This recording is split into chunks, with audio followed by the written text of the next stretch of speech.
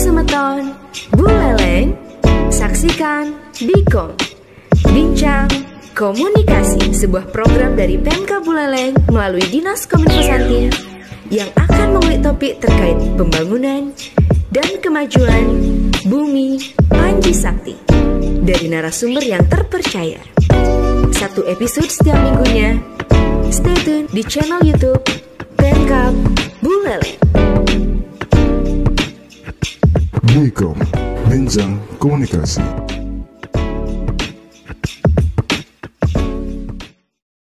Halo sahabat Buleleng dimanapun berada, sudahkah Anda minum air mineral pada hari ini? Ingat, air mineral adalah kunci dari kesehatan untuk hari yang lebih baik. Air mineral yang baik adalah Yeh Buleleng, dari Buleleng untuk Buleleng. Baik, sahabat Buleleng, kembali lagi di Bikom Bincang Komunikasi, podcast resmi dari Pemkab Buleleng melalui Dinas Kominfo Santi, yang akan hari ini kita bahas tentang sanggar seni yang ada di Kabupaten Buleleng. Bali merupakan terkenal dengan pariwisatanya. Salah satu pendukung pariwisata Bali adalah dengan kebudayaannya. Nah, kali ini kita sudah kedatangan dengan Ketua Sanggar Seni yang terkenal di Bali Utara, yaitu Sanggar Seni Manik Utara. Nah, hari ini saya Liana dan juga ditemani dengan rekan saya Dewi Lestari. Sahabat Buleleng, kita akan berbincang dengan narasumber yang juga merupakan ketua dari Sanggar Seni Manik Utara di Bali Utara ini. Langsung saja sahabat Buleleng, kita sapa Bapak IKD Sevian Artawan SPD MSI. Om Swastiastu Bapak. Om Swastiastu. Matur suksma sudah berkenan hadir berbincang. Kita sudah menyiapkan banyak sekali pertanyaan Bapak. Jadi untuk menjawab nanti keingintahuan sahabat Buleleng yang menyaksikan Bikom ini, tentu saja mengenai eksistensi dari Sanggar Seni Manik Utara ini. Bapak boleh yang langsung saja Bapak. Ya, pertanyaannya yang pertama yaitu Bapak bisa menceritakan sejarah singkat mungkin berdirinya Sanggar Seni Manik Utara ini. Silakan. Jadi Ibu, untuk sanggar kami, Sanggar Seni Manik Utara itu sebenarnya berdiri tahun 2015. Jadi tepatnya tanggal 20 Juli. Jadi sebenarnya cikal bakal terbentuknya sanggar ini awalnya dari istilahnya teman-teman, istilahnya seangkatan saya itu punya niat untuk tetap mengajarkan seni walaupun kita sudah sama-sama bekerja. Jadi tidak semata-mata seni itu hanya untuk sampingan orang-orang yang belum bekerja. Tetapi walaupun kami sudah punya kesibukan masing-masing, tapi kami berusaha untuk tetap kumpul untuk melestarikan seni. Nah, ini awalnya terbentuk kalau tidak salah acara Bulfest tahun 2015 itu. Jadi kami berniat gitu ya untuk membuat perkumpulan atau sanggar yang awalnya kita masih bingung ini sanggar atau komunitas. Karena kebetulan kan kita ini sudah bekerja, jadi hampir 75% pekerja. Kita bentuk komunitas apa sanggar. Kemudian itu yang pertama menjadi pertanyaan di kelompok kami. Kemudian yang kedua, kita ngambil lokasinya sebelah mana. Karena jujur saja kalau ngomongin sanggar di Buleleng itu sudah banyak sekali ada Ibu ya. Cuma kami ingin menyeimbangkan tempat, memeratakan untuk pengembangan seni di Buleleng. Jadi setelah kami rembuk bersama teman-teman, hanya kami menyimpulkan untuk mengambil tempat di daerah timur. Jadi istilahnya bisa dibilang pinggiran kota Singaraja sebelah timur sampai ke desa gitu misalnya. Makanya kami memilih lokasi di Penarukan sampai di Sangsit, Girimas, bahkan kita sasarannya ke Kecamatan Kebutambahan, Sawan sampai Tijakula. Jadi karena kita lihat di daerah timur itu sanggarnya masih sedikit ada. Kalau ngomongin di kota itu sudah banyak. Kemudian di barat juga sudah lumayan banyak perkembangan sanggarnya. Jadi di sana jadi kami simpulkan mengambil satu jadinya bentuk nama sanggar, bukan komunitas, karena komunitas itu istilahnya masih sangat luas jangkauannya. Jadi kami bentuk yang ruang lingkupnya lebih kecil dulu untuk sanggar. Jadi kemudian memilih tempat di daerah timur. Itu awalnya. Kemudian fokus kita mendirikan sanggar mau punya apa? Karena kalau sanggar-sanggar yang sudah ada itu pasti lebih banyak ke tari, memang tari, tabuh, kemudian kesenian tradisi yang masih kalau di Buleleng itu masih kental tuh cuma seni tari dan seni tabuhnya. kemudian tabuhnya itu masih cenderung ke gong kebiar. Nah, pada saat itu ini Bu ya, jadi perjalanannya saya ceritakan, tahun 2015 itu kami berinisiatif untuk mengembangkan gamelan Semeru Pegulingan namanya Ibu. Jadi bukan gong kebiar, karena dilihat di sanggar-sanggar lain itu gong kebiar sudah banyak. Jadi kami apa yang ingin membuat yang beda, kemudian apa yang ingin kita kembangkan yang belum berkembang di Buleleng. Jadi walaupun memang Semeru Pegulingan ini ciri khas dari, atau bukan ciri khas ya, kebanyakan ada di Bali Selatan bisa dibilang ya. Tapi kami Bali Utara coba memperkenalkan ke masyarakat Semeru Pegulingan itu seperti apa. Nah awalnya makanya kami membuat karya tari sanggar pertama itu iringan Semeru Pegulingan, tabuhnya juga Semeru Pegulingan. Itu coba kami perkenalkan ke masyarakat. Ini lumayan cukup bisa diterima dengan masyarakat Ibu. Jadi setelah kami terbentuk 20 Juli 2015 itu kami sempat langsung mengisi penutupan Bulfest. Pada saat itu nyambung ke Buleleng Lovina Festival, kemudian ada di BBDF, kemudian di Twin Lake yang program-program yang ada pada saat itu kami lancar mengisi acara kegiatan itu, permintaan sesuai dengan Dinas Kebudayaan dan Pemerintah Kabupaten Buleleng pada saat itu lumayan bisa diterima. Nah, setelah lambat laun berjalan kurang lebih 2 tahun, jadi mungkin masyarakat Buleleng karena tidak terlalu bisa menikmati tentang gamelan Semeru Pegulingan ini, dan mereka sudah mungkin di frame otaknya itu kalau gong kebiar lebih menarik mungkin seperti itu ya, jadi kurang terlalu tertarik dengan Semeru Pegulingan, jadi peminatnya agak kurang jadinya Bu. Dan banyak permintaan yang belajar ke sanggar itu lebih nanya ke gong kebiar. Bagaimana Pak ada gong kebiarnya gitu. Nah, jadi karena banyak permintaan yang mau belajar itu untuk gong kebiar, jadi kami jadinya memperluas dari Semeru Pegulingan beralih ke gong kebiar juga. Nah, jadi kami menjalankan dua ini jadinya Semeru Pegulingan sama gong kebiar. Dan sampai saat ini pun akhirnya yang lebih banyak peminatnya yang belajar itu memang ke gong kebiar. Jadi Semeru Pegulingannya istilahnya kayak kurang diminati seolah-olah gitu. Mungkin karena tidak terbiasa ya masyarakat Buleleng dengan gamelan Semeru Pegulingan ini. Itu sih sejarah berdirinya sanggar. Kalau dibilang awalnya hanya bentuk kecil, kalau sekarang ini kami di sanggar sudah memiliki anggota yang lumayan. Jadi kalau ini data terakhir yang tiang cek waktu Desember tahun lalu itu 498 orang yang aktif latihan, anggotanya yang aktif latihan. Itu di luar dari senior-senior angkatan saya yang istilahnya yang siap ikut berkegiatan kalau seandainya diperlukan. Karena kan kebetulan angkatan saya sudah bekerja semua. Nah kalau untuk proses ininya Pak, perekrutan anggotanya itu bagaimana? Jadi kalau misalnya sahabat Buleleng ada yang ingin gabung nih di Sanggar Manik Utara itu, apakah ada batasan usia atau persyaratan khusus misalnya Pak? Kalau di sanggar kami, sebenarnya sistem untuk menjadi perekrutan anggota itu sangat gampang Bu. Jadi yang pertama, yang jelas dia sudah mengenal hitungan.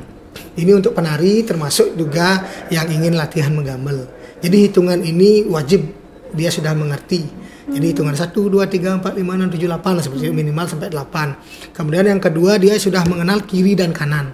Jadi kiri dan kanan ini dimaksudkan apabila kita mengarahkan untuk gerak tari ke kanan ke kiri biar dia tidak bingung. Sebenarnya poinnya cuma 2 ini saja Bu. Kalau 2 ini sudah dimengerti oleh si anak, jadi kami bisa menerima sebenarnya. Nah makanya banyak yang bertanya, anak kami TK boleh Pak? Tidak masalah, yang penting dia sudah mengenal ini. Karena di sanggar kami sampai saat ini banyak juga yang belajar dari TK.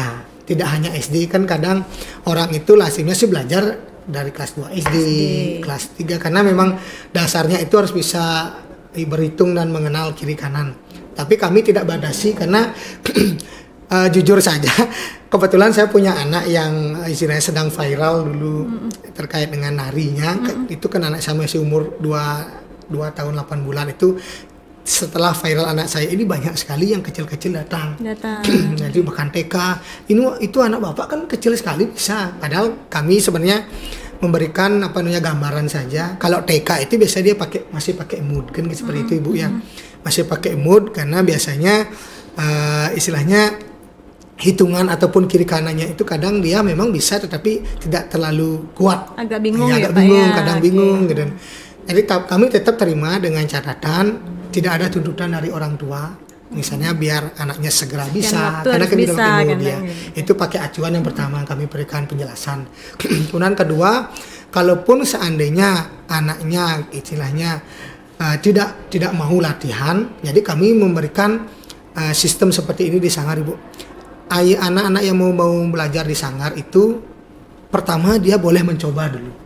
Jadi tidak langsung serta-merta dia datang ke sanggar langsung bayar. Jadi dia mencoba dulu latihan sekali 2 kali. Nah setelah dicoba sekali 2 kali, kalau seandainya si anak senang.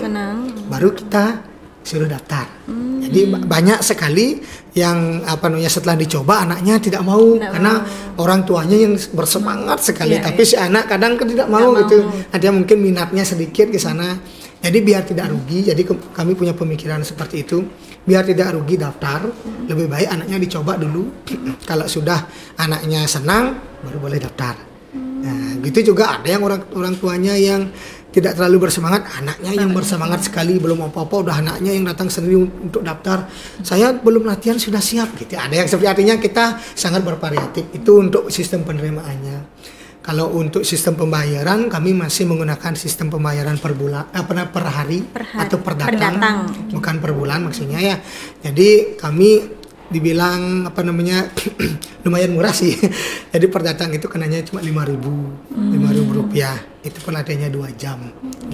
Kemudian kalau sistem penerimaan selain juga umur, kami juga sebenarnya di sanggar memang sih tidak mempublikasikan menerima, baik itu istilahnya mohon maaf Niki ada yang cacat ada seperti apa, tapi selama ini yang belajar masih ada yang ikut keterbelakangan mental. Jadi kami tetap terima, bahkan ada yang keterbelakangan mental ini lumayan bisa menangkap tarian. Tapi ada treatment khusus ya Pak ya? Ada treatment khusus bagi kami. Kami kebetulan ada punya pelatih yang sangat sabar sekali untuk si cewek. Jadi punya keterbelakangan mental karena orang tuanya ingin anaknya terarah di rumah, katanya sering pergi kegiatan yang aneh. Tapi setelah dicoba ke sanggar kok dia agak mau istilahnya dikasih tahu seperti ini keterbelakangan mental dalam artian itulah mohon maaf agak ada cacat sedikit, kemudian ada mentalnya yang terganggu. Jadi kami mencoba kalau pada saat latihan dia istilahnya kumat itu, kami mencoba membaca situasi itu biar yang lain tidak terganggu juga. Kami kami juga tidak serta-merta juga bisa menolak karena kan memang kami terbuka untuk umum. Luar biasa sekali Pak ya, karena jarang juga saya dengar ada sanggar yang mau mentreatment khusus anak-anak yang memiliki kebutuhan khusus lah istilahnya ya. Baik Bapak. Nah kemudian kalau boleh tahu nih spill sedikit untuk usia yang paling kecil saat ini Pak di sana di sanggar Pak. Yang ikut kalau penari cewek itu tak lihat ada umur 4 tahun. 4 tahun sudah. Tapi tekun ya Pak ya. Tekun latihan. Kebetulan sama anak saya juga berbarengan latihan. Anak saya sekarang juga umurnya 4 tahun yang paling kecil. Kalau tabuh sih ada TK ya. Yang paling kecil. Jadi selama ini ada program atau kegiatan rutin yang diselenggarakan oleh Sanggar Seni Manik Utara ini Pak? Kalau program rutin selain latihan, kalau ngomongin kegiatan itu kami biasanya punya program setiap tahun itu anak-anak harus punya karya satu karya. Itu setiap ulang tahun sanggar kami biasanya adukan kami lombakan dengan rangkaikan dengan kegiatan ulang tahun sanggar, yaitu lomba kreativitas sanggar. Jadi di sini kami juga selain memberikan ilmu teknik menari, menabuhkan anak, kami juga mencoba memberikan ilmu bagaimana cara berkarya di sanggar. Jadi itu yang program yang rutinitas kami lakukan. Nah, kalau program yang rutin setiap hari itu ya latihan menari menabuh, itu setiap hari ada kegiatan di sanggar. Itu kegiatannya dari jam 3 sore sampai jam 9 malam. Setiap hari dari Senin sampai Minggu. Jadi perlombaan yang tadi itu per anak atau dibuatkan satu kelompok dulu baru dilombakan per kelompok? Kami berikan pilihan boleh per individu, boleh berkelompok. Tapi selama ini yang sudah berjalan itu per kelompok dia lebih, karena mungkin biar ada pertimbangan bersama teman mencari ide. Selama mengajar anak-anak ini pasti ada tantangannya Pak ya. Bisa diceritakan tantangan yang paling sulit menurut Bapak selama mengajar di sana? Kalau tantangan sih sebenarnya banyak sekali ya. Kalau saya rangkum yang sering saja ketemu ya.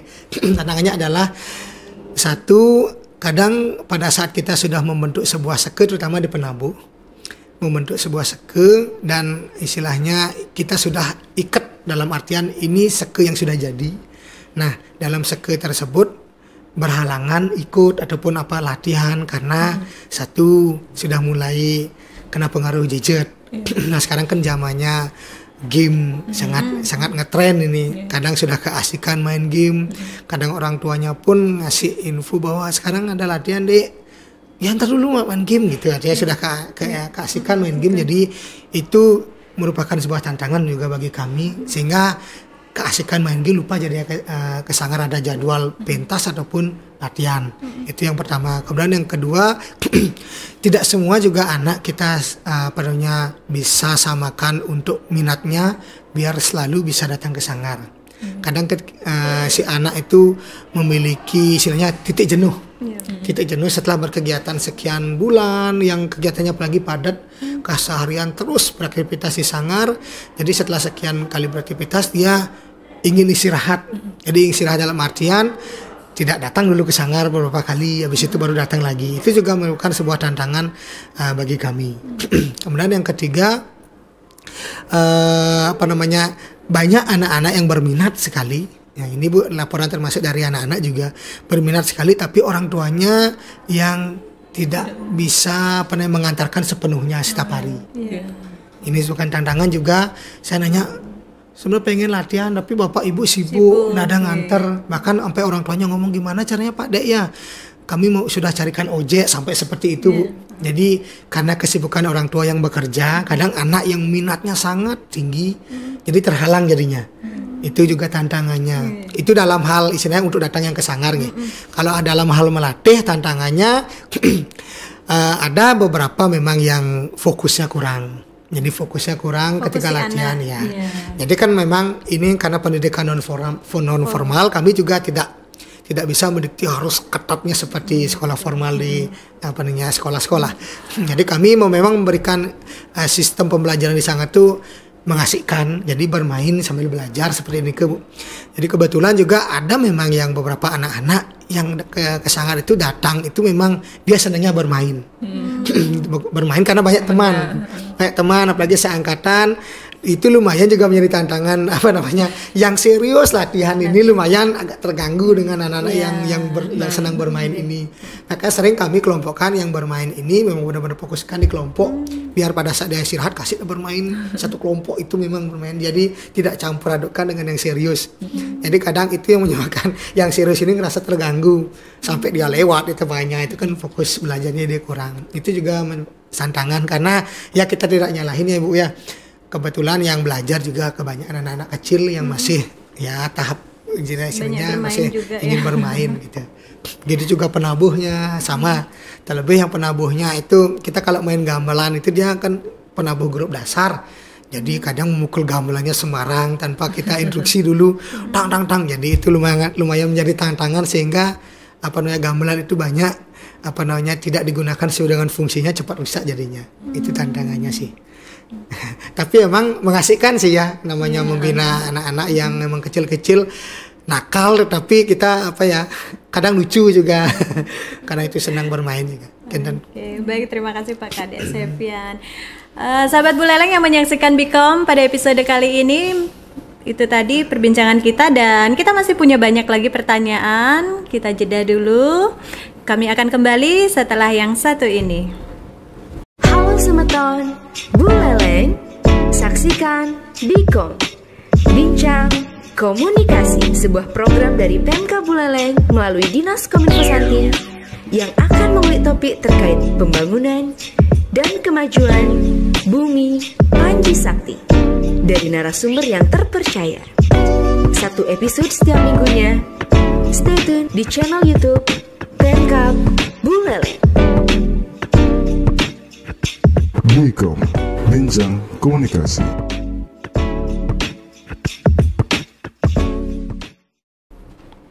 Sahabat Bikom dimanapun Anda berada yang menyaksikan podcast Bikom ini, kami kembali lagi dan masih bersama Bapak Kadek Septian Artawan selaku Ketua Sanggar Seni Manik Utara. Dan Bapak, kita lanjut lagi nih perbincangannya Pak ya.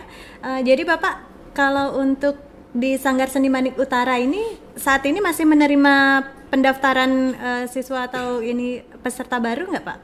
Masih Bu. Jadi sistem kami di sana tidak memakai kurikulum seperti istilahnya 6 bulan itu kami tidak menerima, habis itu tahun ajaran baru menerima. Jadi tidak seperti itu karena ini pendidikan non formal. Jadi kapanpun kami bisa menerima siswa. Kebetulan kami sistem di Sanggar, sistem belajarnya itu menggunakan banyak kelompok dibagi-bagi. Nah, jadi ada kelompok dasar benar-benar dari nol, belajar gerak dasar tari, baru ada gerak tari dasar, kemudian tari yang lebih susah lagi, sampai tingkatan yang ke senior. Jadi seperti itu. Jadi kapanpun siswa itu daftar, misalnya dia belajar dari benar-benar dari nol, kita langsung masukkan ke kelompok nol. Jadi berasal dari belajar gerak dasar dari nol.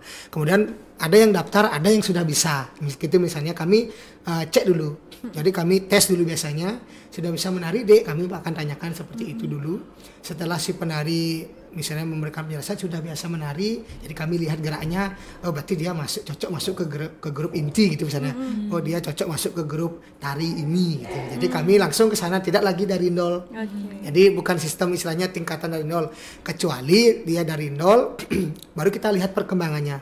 Kalau sana di grup dasar gerak dasar dia yang lihat perkembangannya sama pelatihnya, oh sudah semakin bagus geraknya, kami langsung tingkatkan, masukkan ke grup yang lebih tinggi gitu, misalnya ke tari dasar. Begitu juga yang di tari dasar tak lihat sudah lebih bagus, kita masukkan ke tari yang lebih susah sampai ke tingkatan ke grup inti atau senior. Nah, itu kalau sistemnya. sahabat Bu Leleng ingin daftar nih Pak, menghubunginya ke kontak mana atau mungkin alamat lengkapnya bisa disampaikan Pak? Jadi tempat kami itu lokasinya di Desa Girimas, jalan menuju ke Jagerage, pertigaan naik kurang lebih 200 meter. Jadi kurang lebih 200 meter menuju jalan Jagerage, itu ada gang kiri. Kalau tepatnya dilihat dari lokasi itu di atas pom bensin Girimas. Jadi dulu memang di Penarukan, banyak sih yang mencari ke Penarukan Bu. Pak kok sepi sanggarnya ya? Nah dulu memang baru terbentuk kita di Penarukan karena masih bisa menampung kurang lebih di bawah 100 orang karena sekarang udah lebih dari 100. Semenjak tahun 2018 akhir kita sudah pindah ke Girimas. Itu jadi bisa dicari ke sana. Kalau kontak personnya bisa ke kontak person yang langsung 085 737 595 885. Kemudian kalau mau lihat info-info kegiatan Sanggar juga bisa dilihat di Facebook Sanggar Seni Manik Utara, kemudian IG juga Sanggar Manik Utara, kalau di YouTube ada Manik Utara North Bali. Oke, sudah lengkap sekali ya disampaikan. Jadi sahabat Bu Leleng yang putra-putrinya ingin ikut bergabung di Sanggar Manik Utara, jangan ragu lagi, boleh hubungi kontak person tadi sudah disampaikan, atau bisa juga menyaksikan di medsos-medsosnya. Jadi saksikan dulu, nanti baru ikut gabung ya Pak ya. Liana, Untuk kolaborasi selama ini apakah udah pernah berkolaborasi dengan organisasi lain ataupun dengan sanggar seni lain yang ada di Buleleng? Kalau kegiatan organisasi Sanggar yang pernah kita istilahnya berkolaborasi berkegiatan dengan Sanggar lain itu sebenarnya udah sering. Jadi untuk Sanggar-Sanggar di Buleleng sudah beberapa Sanggar pernah kita ajak collab, jadi kolaborasi. Selain itu juga untuk tidak hanya di Sanggar seni tradisi, bahkan di seni modern pun kita sudah pernah collab. Yang terbaru waktu ini kita dapat collab dengan Mas Gilang Ramadan yang dari Jakarta. Jadi kita membuat garapan virtual. Jadi bentuk bagaimana menggabungkan permainan drum dari Mas Gilang itu dengan hentakan musik tradisi. Jadi itu juga sudah pernah kita collab untuk kegiatan-kegiatan untuk tradisi gamelan. Kalau tari kami juga sudah beberapa kali collab dengan Dinas Kebudayaan. Jadi pernah kita juga diajarkan tari kontem. Jadi itu kebetulan ada Dinas Kebudayaan yang ahlinya di bidang kontem, itu kita collab dengan beliau untuk dipentaskan di Pesta Kesenian Bali, itu misalnya. Kegiatan-kegiatan yang lain juga kami pernah collab dengan sekolah-sekolah untuk mengisi kegiatan di Pesta Kesenian Bali, misalnya pawai Pesta Kesenian Bali. Kemudian kalau di kampus-kampus yang paling sering collab dengan kami itu Uniksa sama Stah kadang gitu. Oke, baik Bapak. Nah, untuk terakhir nih Pak, apakah visi misi dari Sanggar Manik Utara ini sendiri untuk menjaga kelestarian seni Bali khususnya di Bali Utara nih?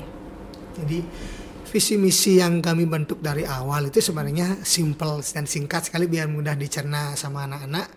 Jadi kami menggunakan statement ngayah sambil melajah.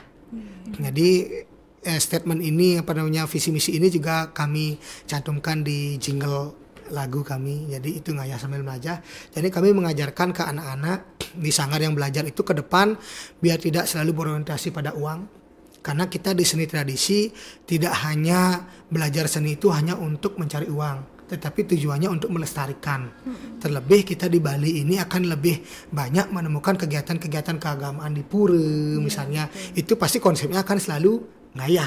Tidak mungkin kan kita di pura meminta finansial, meminta bayaran. Itu jadi kami menanamkan konsep ini, anak-anak belajar tidak ada batasan, sampai kapanpun bisa belajar. Kami juga tidak membatasi dia kalau sudah kuliah harus berhenti ke sanggar. Jadi tidak seperti itu, Ibu. Jadi kami memberikan kebebasan kapanpun, sampai punya anak pun kalau memang mau datang ke sanggar untuk beraktivitas kami izinkan. Nah, karena konsep kami itu ngayah sambil melajah kanti kawakas. Jadi selamanya. Jadi kapanpun selalu siap ngayah sambil melajah, dengan tujuan dengan ngayah ini skill anak-anak yang belajar menari atau mengembangkan seni dari awal itu justru semakin bagus skillnya, karena akan lebih banyak kita temukan ngayah dibanding untuk pentas dibayar.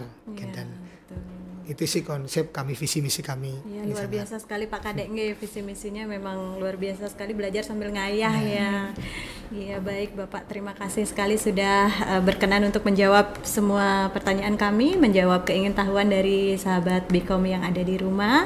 Sukses terus untuk Sanggar Manik Utara, tetap semangat Bapak. Kita sama-sama melestarikan budaya dan tradisi di Bali ini khususnya. Ya, sahabat Buleleng, tidak terasa kita sudah sampai di akhir dari podcast pada episode hari ini, di mana kita sudah mendengarkan kisah perjalanan, sejarah maupun perjalanan sampai suksesnya berdiri Sanggar Seni Manik Utara ini. Terima kasih pemirsa, penonton yang ada di rumah yang telah menonton sampai akhir. Saya dan Dewi Lestari mengakhiri dan sampai jumpa di episode berikutnya.